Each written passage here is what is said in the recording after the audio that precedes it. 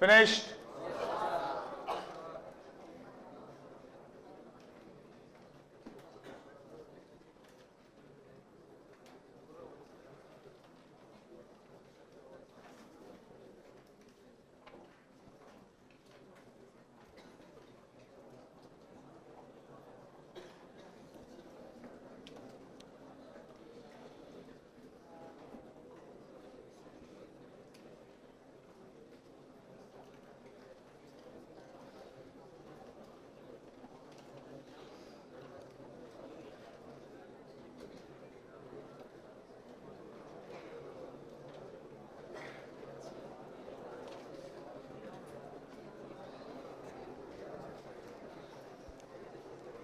Finished?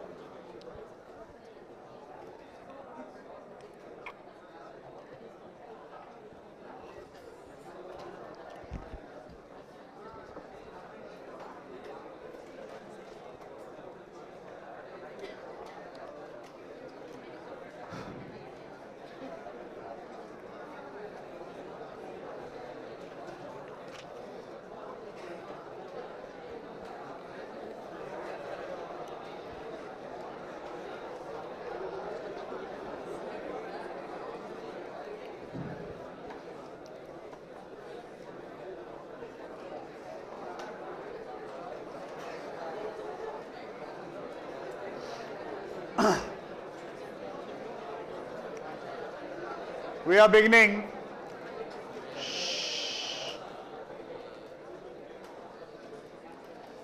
We are beginning with the next topic, that is called as Network Security Protocol. We have now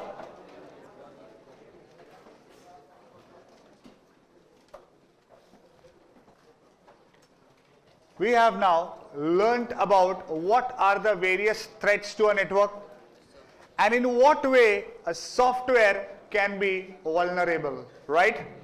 Now, once you have understood the problem, let's try to finalize some solution for it. So network security protocol, we can call it as a solution for a threat to a network. Now, we all know that protocol refers to rules. Now, these rules and regulations are existing for the security of a network. We want to secure our network. From whom? Number one, we want to prevent the unauthorized users. All those users who are not authorized to access the data, we need to save our resources from them. Now, every time it is not the user who is causing a problem. Okay, it could be just a service. It could be an application or it could be a device. That user must be sitting very far away from our computer resources, but he can plant some virus. Okay, so that is nothing but a service. It could be an application or it could be a device which is trying to access our data or which is trying to manipulate our data, destroy our data. So the network security protocol is all about preventing all such type of things from happening. How that will be done? This is done with the help of a concept called as cryptography. Now what is this cryptography? Cryptography contains some encryption techniques. There are some encryption techniques. We will be learning what is encryption. I'll take an example. I'll exactly show how the data is converted into that form which is not understandable by anyone. But how the authorized users know to decode it back to the original text and how they can understand. This is exactly called as encryption techniques. So cryptography is all about encrypting the data. Encrypting is the name of a technique. And cryptography is nothing but a form of concept which will be able to convert the data into that form which is not understandable. Now encryption is a technique, but how exactly it will be implemented? The implementation of this technique is done with the help of a program. And program is nothing but an algorithm. So with the help of a special algorithm, we will be able to create a program, a specialized program, and that will be doing encryption. And again, we all know that program is a collection of commands. So we will be using certain mathematical formulas. We will be using certain mathematical formulas so that using this we will be able to do what? Encryption, or we will be able to give effect to cryptography. That is just the introduction of this particular topic that is called as network security protocol. Are you understanding? Okay. We had started with network security protocol. Am I right? We did learn what do we mean by the term encryption. But we are about to start with how exactly this encryption is being done. Now listen.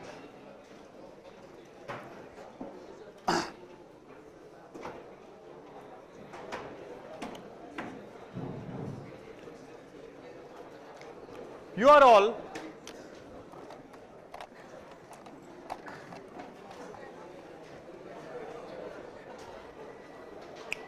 hello, boys. Shh. You are all attending this particular lecture, and I left the lecture at 12 o'clock. Everyone went away to their homes, to wherever they want to go. And after that, suddenly I realized, okay, tomorrow also I want to take this lecture. And suppose you will be coming back in the evening for some other lecture. Okay. So if I leave a note over here, like tomorrow, lecture at 7 a.m. Suppose if I leave a note over here saying tomorrow lecture at 7 a.m. then everyone who is attending the lecture in the evening will come to know that there is a lecture tomorrow at 7 a.m. But I don't want that. I want only those students who have attended the morning lecture. I'll take only those students in the next lecture. But that cannot happen because everyone will be getting this message. So I will be encrypting this message. Encryption of this message means I will convert this data into that format which everyone will not understand. How to do that? I'll be using something called as private key, which is actually a algorithm where I will be adding +2, to this data. Now how to add +2 to this data? It means T plus 2, V, O, P, Q, M, N, O, L, M, N, E, F, G, C, D, E, A, B, C, V. I was just checking whether you are attending or not.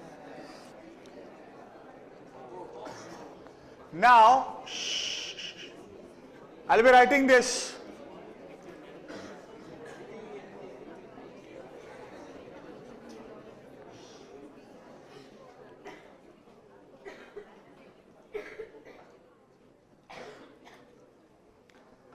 I've created some text. Now this text will not be understood by anyone. It makes no sense. You cannot read it also.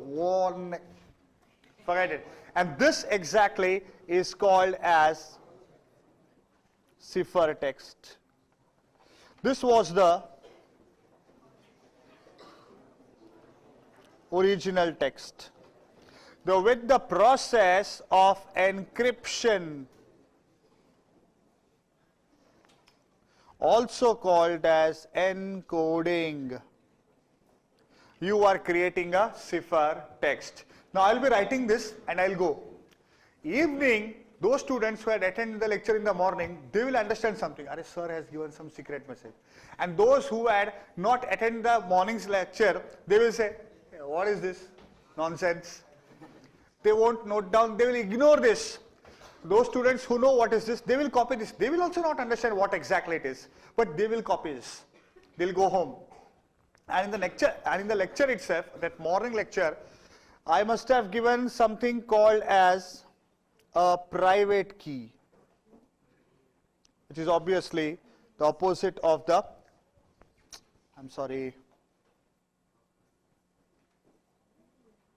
public key, which is opposite of the private key. And now you know what to do. You are supposed to reduce 2 from here. You will be reducing 2 with, so V minus 2 is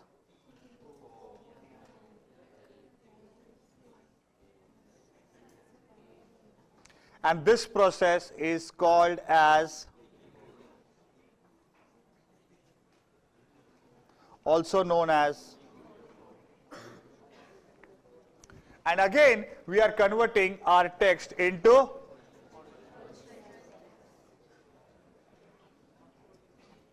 this is nothing but something called as encryption.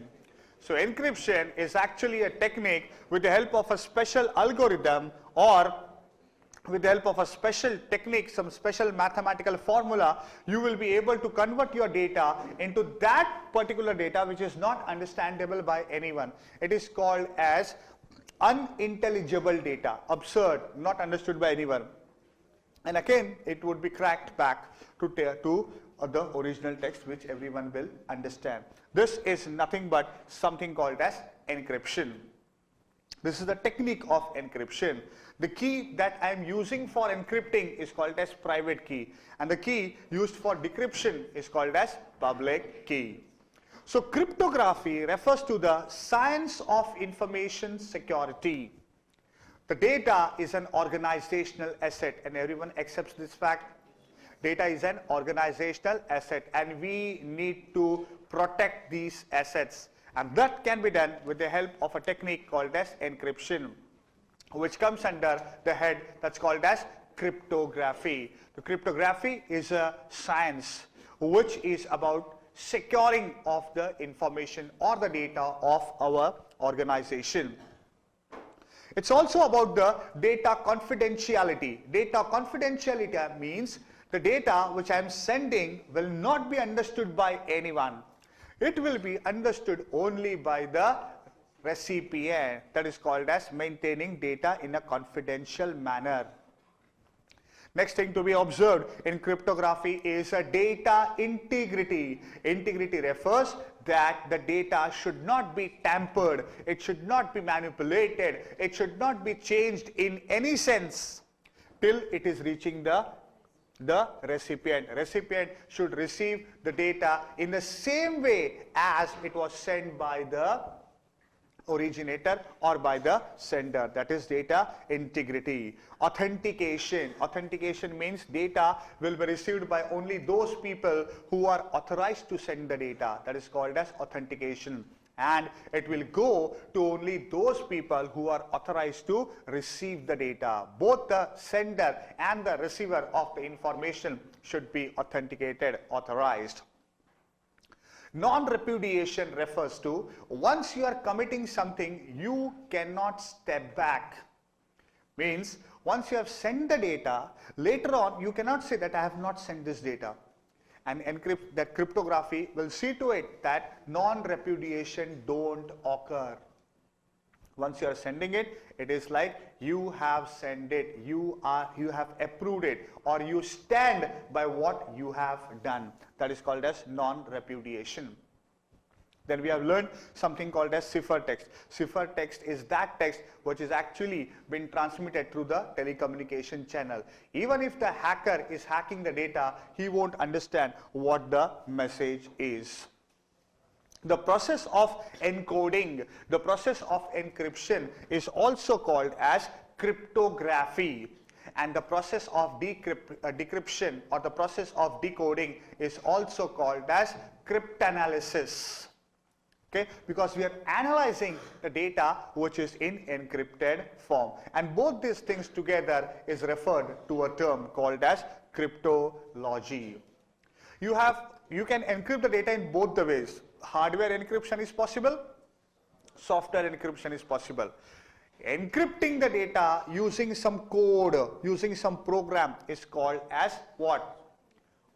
Software encryption. You can also code the data, or you can also protect the data using hardware encryption. Many a times you can lock the device. That's a hardware encryption. Okay. There are some memory cards. When you put that in that card reader is having a lock. Until and unless that lock is not open, you will not be able to read the data.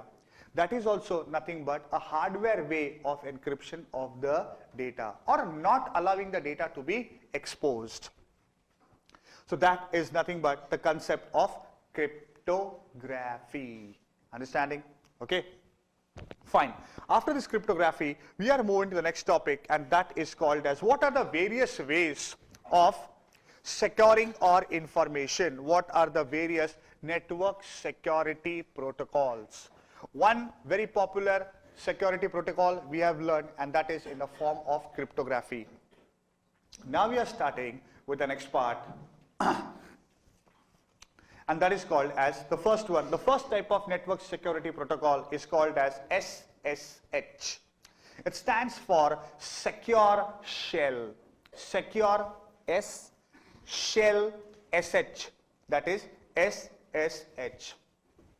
Now, Secure Shell is actually a program so that you can log on and execute the commands on a remote machine. It is a method of logging on to a remote machine, and not just logging on and accessing the data. It is logging on, accessing the data, plus executing the files on the remote machine. Now this is really very, very dangerous. First of all, you need to access some remote machine. Then you need to run a specific command over there. This requires a lot of security. And for that we have the Secure Shell. This Secure Shell provides a very strong authentication.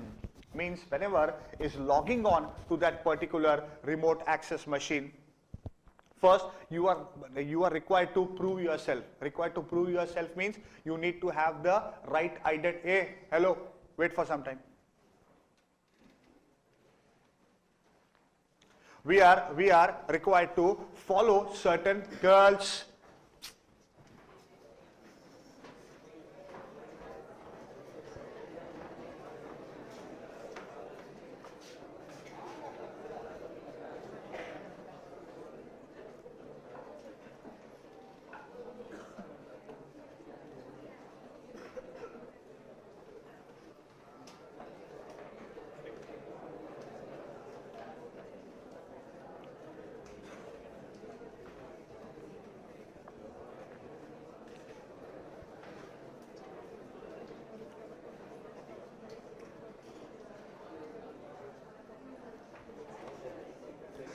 Close the doors. Don't allow anyone. Satish, close it. Okay. I was referring to something called as secure shell. Strong authentication refers to whenever a third party is trying to access that particular remote machine, there will be a strong authentication. Only authorized users will be allowed to access that remote machine. The authentication is so strong that not just the identity is checked, but the commands which are given by that third party are also checked. So here we are not just checking for identity, we are also checking for the commands that are being given by the third party. This is called as securing the command inside a secure shell. And whatever type of data transmission is being done in this secure shell, it is totally encrypted. Whatever data goes through the remote machine, whatever data is given by that remote machine, each and everything is being encrypted. That is called as a secure shell. After this secure shell, we are moving to the next one, and that is called as SFTP. Now, everyone knows what is FTP. You should know what is FTP. It's a file transfer protocol. Whenever the files are being transferred, whenever you are downloading something, audio, video, text, or some image, that comes to you through this FTP. An entire file is being transferred. So we have certain rules and regulations for transferring an entire file. But virus can also come, or a threat can also occur through these files. So the FTP also is required to be secured, and for that we have SFTP, Secured File Transfer Protocol. Now, this is that particular protocol which is necessary for accessing and managing the files on a remote machine. Remote machine is that machine which is far away from us. If you want to access some file, if you want to download or bring that file to your computer, then this will be done with the help of a Secured File Transfer Protocol. Here in a SFTP, sending the data to the remote machine and getting the files from the remote machine, both is being done in an encrypted form. Secure shell will be giving the commands and taking the appropriate output.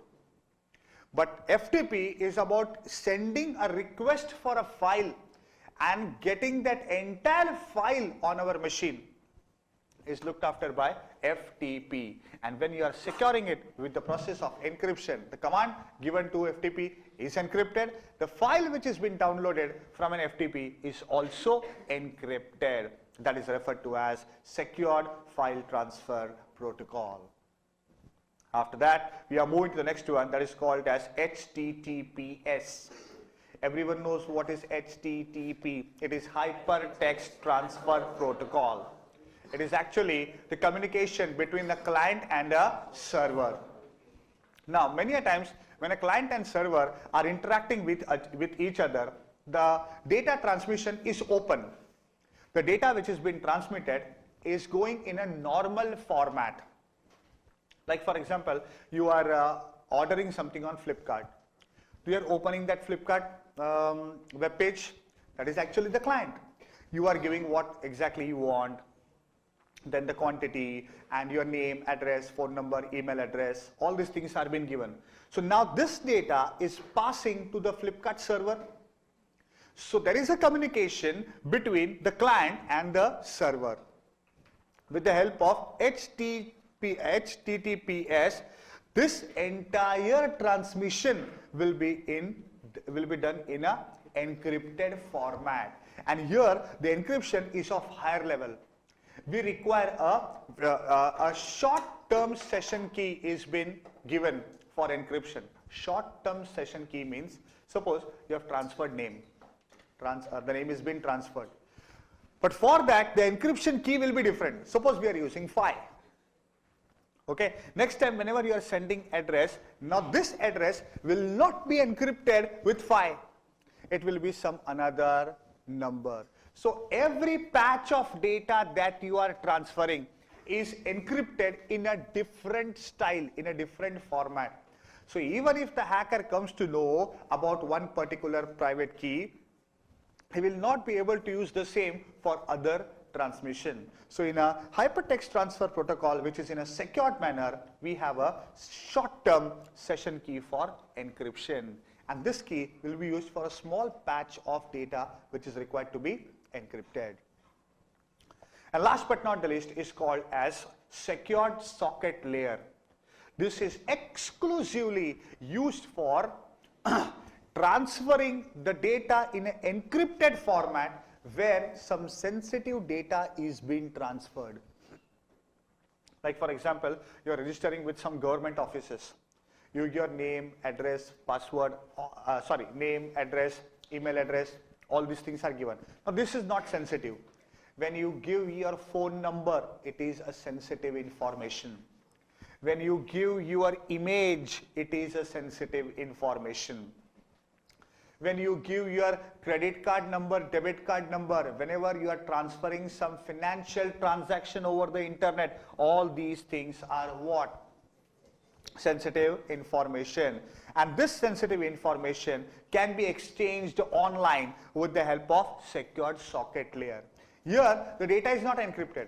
Here, the channel through which you are transmitting the data, directly that channel is only encrypted. So it is now not a channel, but it is now called as a tunnel through which the data can pass safely. So here we are having a secure channel. All your online transactions where you are required to give your debit card, credit card number, okay, becomes a very sensitive information. Just imagine that someone is capturing your credit card number. He will be doing all the shopping and you will be paying the bills. Okay, fine, what I'll lose? I'll lose money. But if the same thing is used by some terrorist organization and the money which has been transferred from your account and that is being used for some terrorism purpose, don't you think you will feel guilty that my money was used behind this bomb blast? Okay, so securing your sensitive information, securing all your online transaction is the responsibility of secured socket layer. Understanding?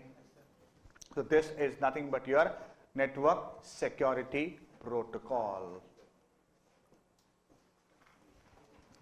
You are supposed to start with cryptography if I am not wrong? Yes, sir. Okay.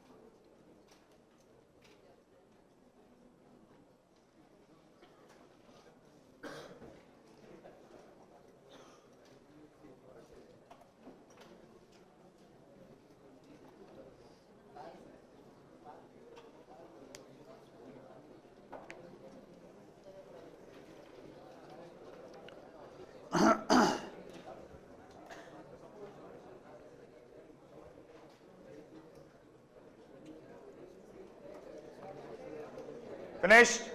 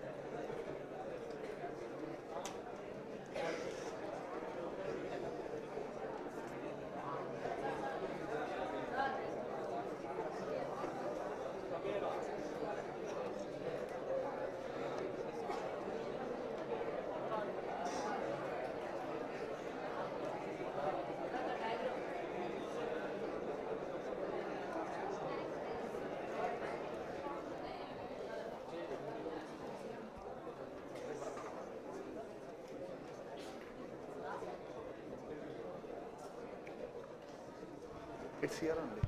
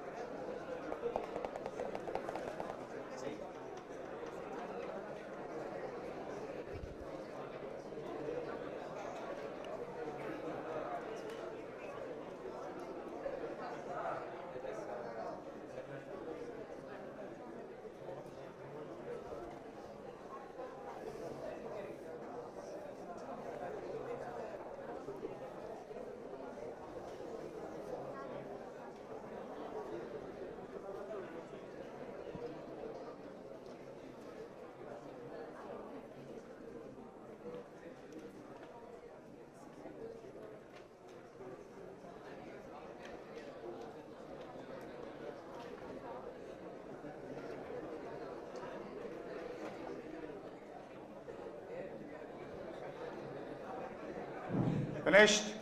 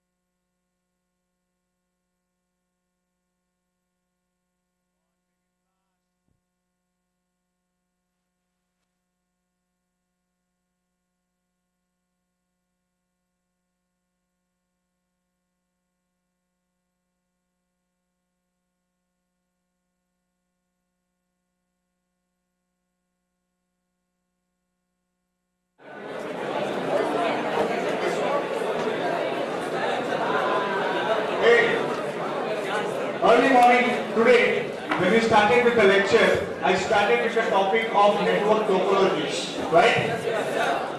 I taught you 4 different topologies. We started with, I forgot to mention that this is the first topology. Thanks to the engineer in the background, he pointed out this mistake, sir, you didn't wrote that bus topology. So it was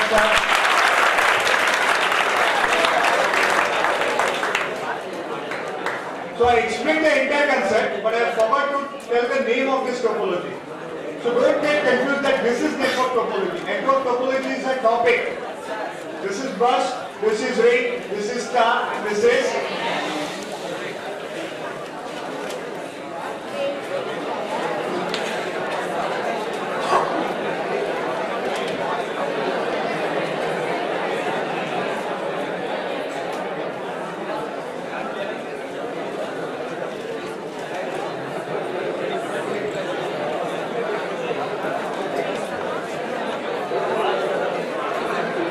okay, listen.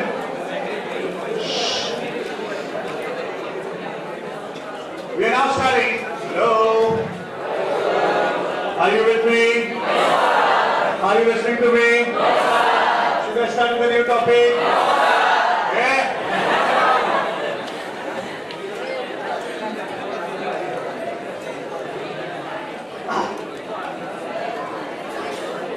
Hello, good fight.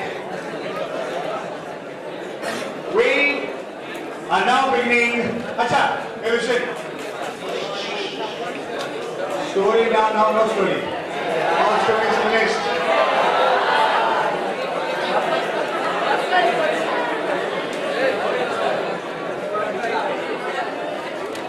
Would you hear a story in Hindi?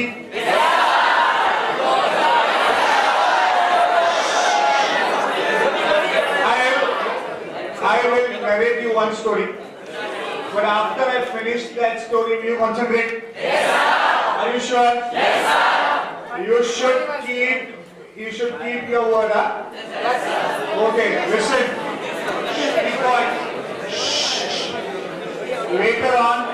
Later on, I will spend time to translate it in English. Don't worry. But you should promise me after I finish the story, you should concentrate hard. Okay? Listen. एक था राजा, एक थी रानी, दोनों मर गए, खत्म कहानी.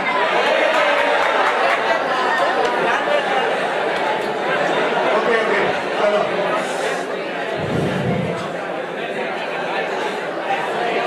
There was a king, there was a queen. Both died. End of the story.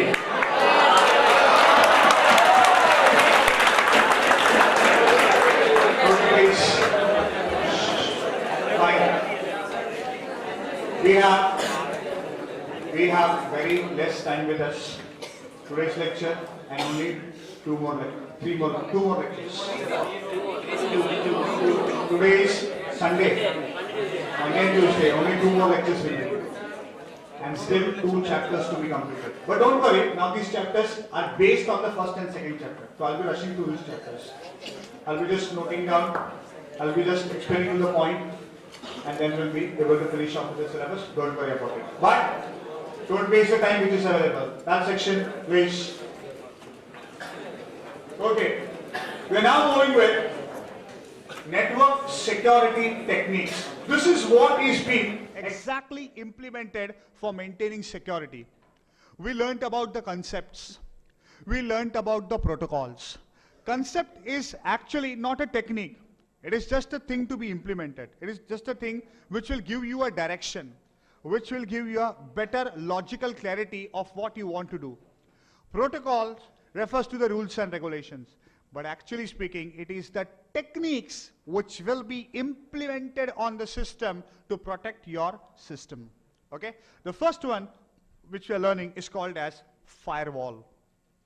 Now listen, what is a firewall?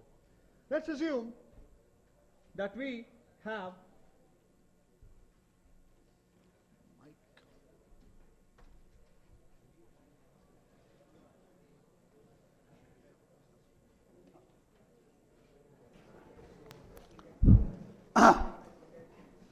Okay, so we are talking about something called as network security technique. The first type of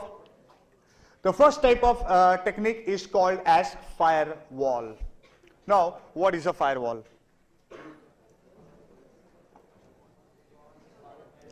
Let's say we have a server, and then there are various nodes which are connected with this server. Like for example,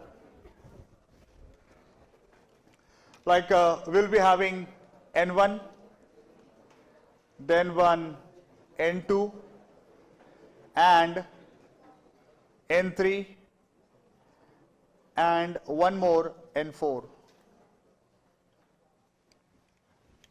Okay, we are having N1, N2, N3 and N4. Now this is the network.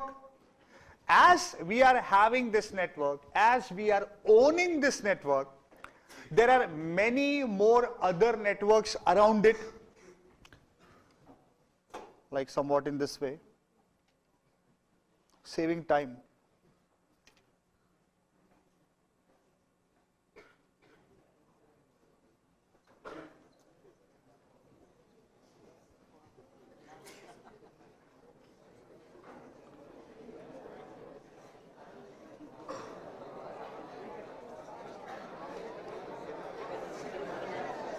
Okay, hello. Shh. There are many more networks around this network, and these surrounding networks could pose a threat to our organizational network, where our data is being stored, where our resources are being stored. So how will you protect your own network? And this can be done with the help of something called as firewall. So firewall is basically a combination of hardware, software and a router. It's a combination of hardware, software and router. Okay, firewall. But finish, let me first construct the wall. Now listen. This particular firewall will be connected to the server, and as soon as it is connected to the server, it will create a sort of a invisible shield around our network, and that's how our network will be protected. But how the network will be protected, that we are seeing. Let's say N1 is trying to access some resource. N1 is typing an address. He wants a web page of money control. So he's typing www.moneycontrol.com. This request will go to the server and will come to the firewall. As soon as it comes to the firewall, firewall will say, stop. You cannot go outside. It will ask that request to wait over there. Then it will consult the server. Hey server, this N1 wants moneycontrol.com. What should I do? Server will say, "Arey, no problem. Anyways, our company is a company for finding or doing research on shares. So that N1 might be requiring some data from about a specific company. So money control, no problem." And then the firewall will say, "Okay, now you can go." So this particular data will go to that particular server, and from there you will get a reply, na? Your request will be served, na?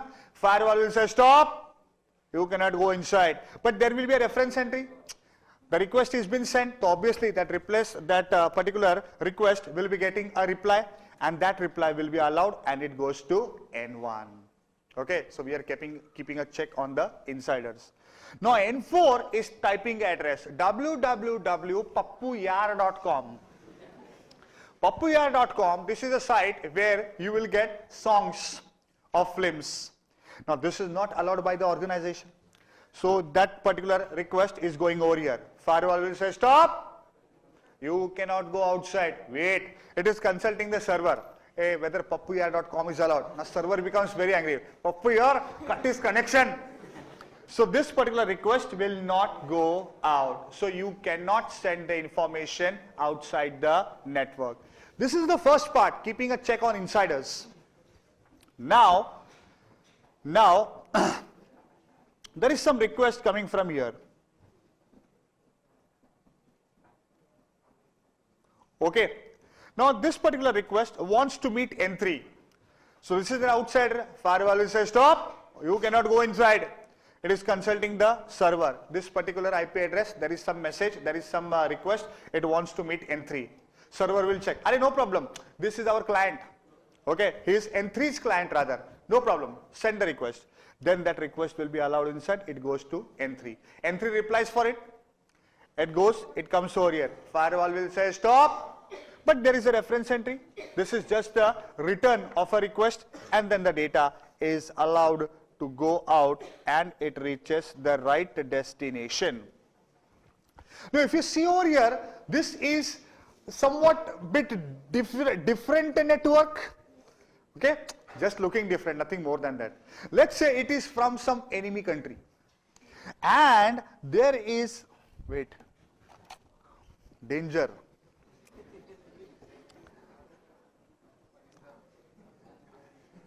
And it is coming from some other source.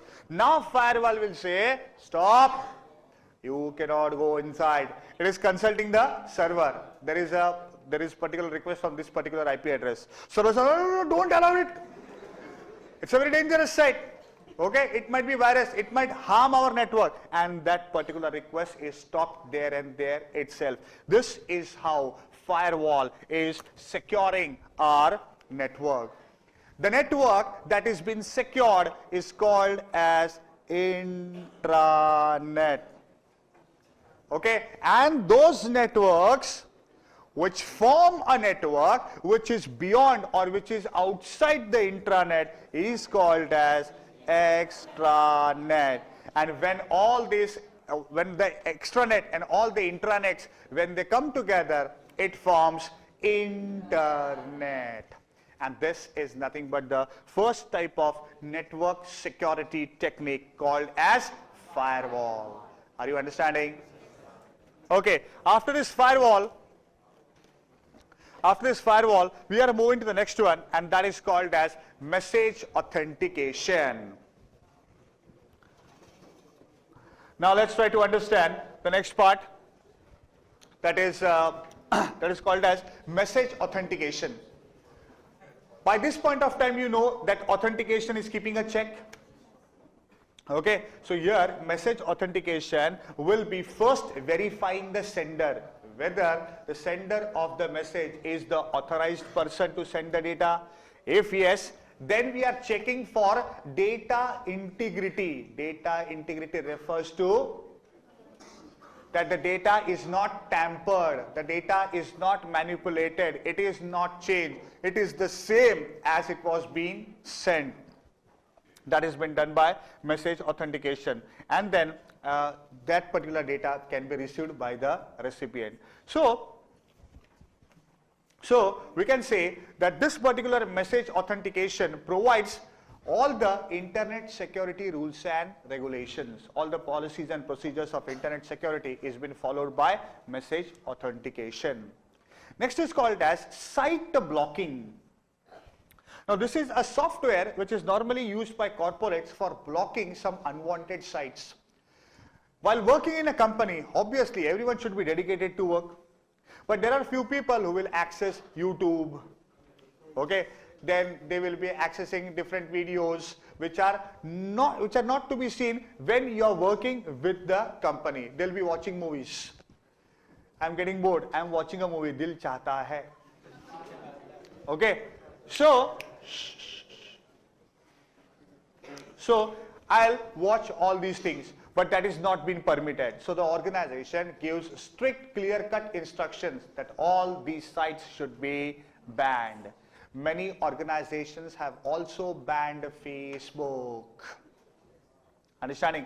So this is called as site blocking, and this is done by a software which is available that is called as NetNanny.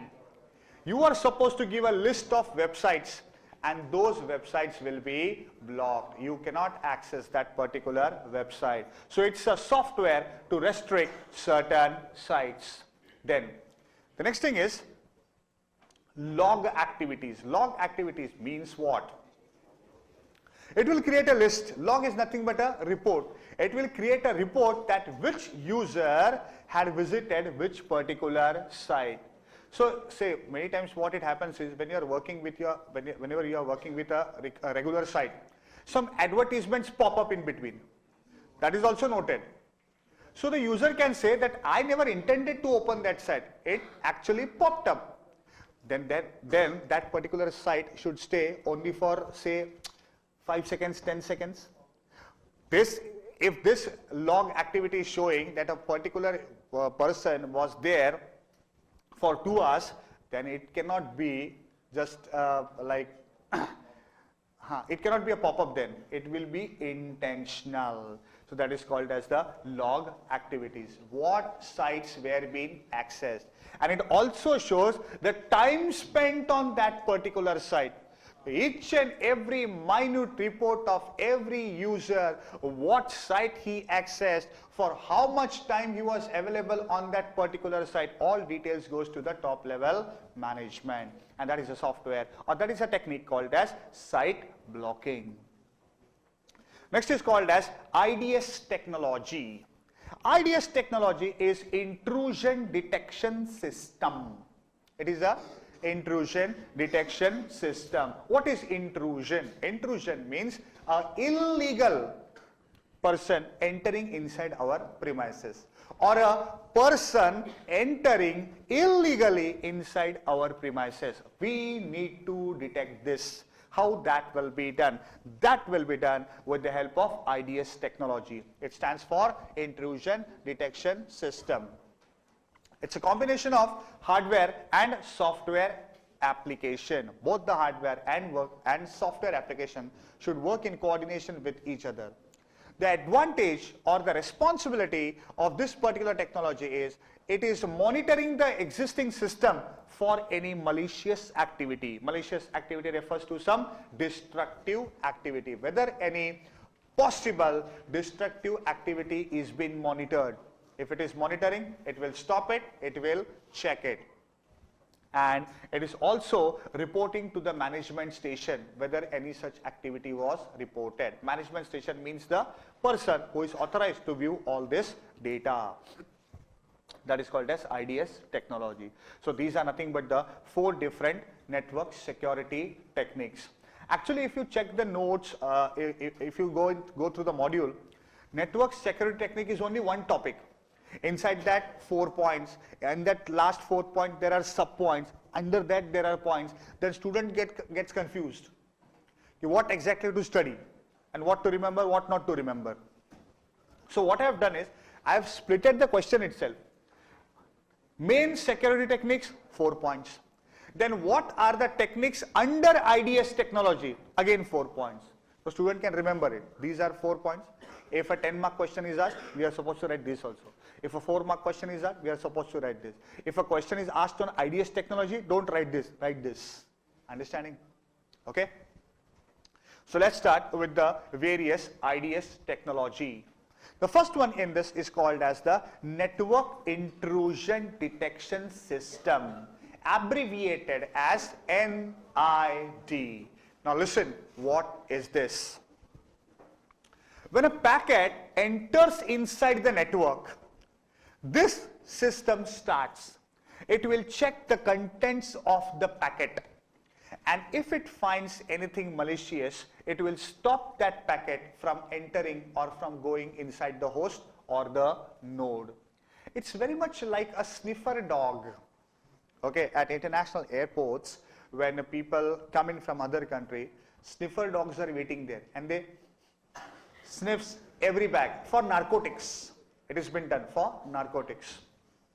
In the same way, this particular technology is also called as packet sniffers. It is sniffing every packet for any malicious content or activity. That's called as packet sniffers. Now, if anything found suspicious, it will intercept the packet and it will check the contents of the packet before it reaches its destination, before it reaches the node or before it reaches a particular server. So to find out malicious event, this is a very good technology. Next is called as host-based intrusion detection system, that is HID. Many a times some intelligent police officers, what they do is, they know that this person is not the right person. He is trying to do something which is dangerous, but they will not catch hold of that person immediately. They'll keep a watch on that person. They'll pretend that they know nothing and they will be following it. Where he is going, to whom he is meeting, to which group he belongs, what is their master plan. By doing this, they are able to extract more data. They are able to extract maybe some big conspiracy. On the same lines, we have this particular host-based intrusion detection system, that is HID. What it will be doing is, it will be monitoring the packets. It will be detecting all the packets. But it will respond only after that particular packet has attacked the host. Many a times you might have some suspicious packet, but they won't create any problem. So allow them to go. If any particular activity is reported by the host, a virus-like activity, if it is a threat to the organization, then and then only they'll be taking action. Not when the data is being transferred, only when it infects. Now such type of detection systems is applicable for internal threats. Now the packet is not coming from outside. You are just supposed to check the host, not while it is traveling. That is called as what? Host-based intrusion detection system, HID. Next one is called as hybrid intrusion detection system, which I need not teach. It is the combination of above two. Okay, it will be checking the packet and it will be also checking the host. And the last one is called as network node intrusion detection system, NNID. What it will be doing is, it will be first sniffing the packet. It is finding that this packet is malicious. Then it will be following it. It will allow that packet to reach the particular host or node, allow that packet to attack, and then it will be taking the action. Understanding? And that is called as the network node intrusion detection system, NNID. With this, I have finished off with network security. All the subtopics of network security is been completed after network security techniques and the various IDS technology. Understanding? So, you can begin by the diagram of firewall.